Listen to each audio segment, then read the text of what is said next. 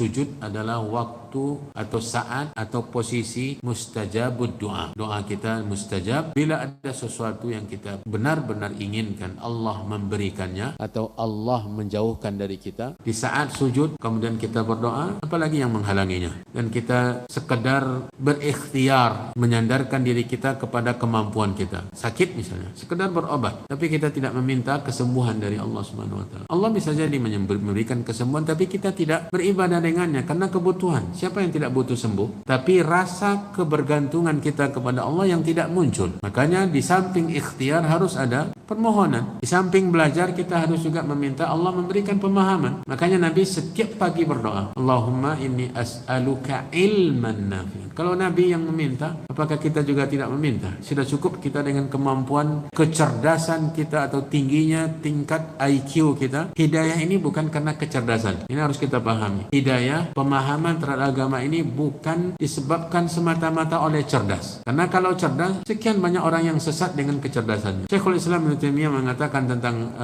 al-falasifa, Aristoteles, Plato dan yang lain-lainnya, dan kemudian mutakallimi ahli Islam, ahlul kalam dari kaum muslimin, belum mengupas semuanya. Dia menguasai semua ilmu yang berhubungan dengan agama, baik ilmu orang-orang yang di atas hidayah, di atas petunjuk, atau ilmu orang-orang yang sesat. Ia mengungkapkan tentang orang-orang yang menuhankan akal itu dengan mengatakan utu zakaan walam yu'tau zakaan. Mereka diberi kecerdasan tapi mereka tidak diberi kesucian, tidak diberi hidayah. Mereka cerdas dan cerdas tidak bisa membawa kepada petunjuk semata-mata. Makanya kita di samping ikhtiar menuntut ilmu, mendengarkan, belajar, duduk di majelis ilmu, kita juga harus sering meminta kepada Allah untuk diberikan ilmu. Kalau Nabi saja setiap hari meminta ilmu yang bermanfaat, kenapa kita tidak? Apakah kita sudah, saya sudah cerdas kok. Walaupun tidak bisa bahasa Arab, terjemahan sudah ada? Tidak. Hidayah itu dari Allah Subhanahu wa taala. Kami minta terus, Allahumma inni as'aluka ilman nafi'an. Dan ilmu yang bermanfaat inilah kunci dari dua hal berikutnya. Rezeki yang halal kalau tanpa ilmu tidak akan kita dapatkan. Kemudian amal kan tidak akan diterima kalau tanpa ilmu. Ilmu yang akan menjadi kunci diterimanya amal ibadah kita. Kita tahu amalan ibadah mana saja yang disyariatkan dan kita tahu bagaimana ibadah kita diterima oleh Allah Subhanahu wa taala.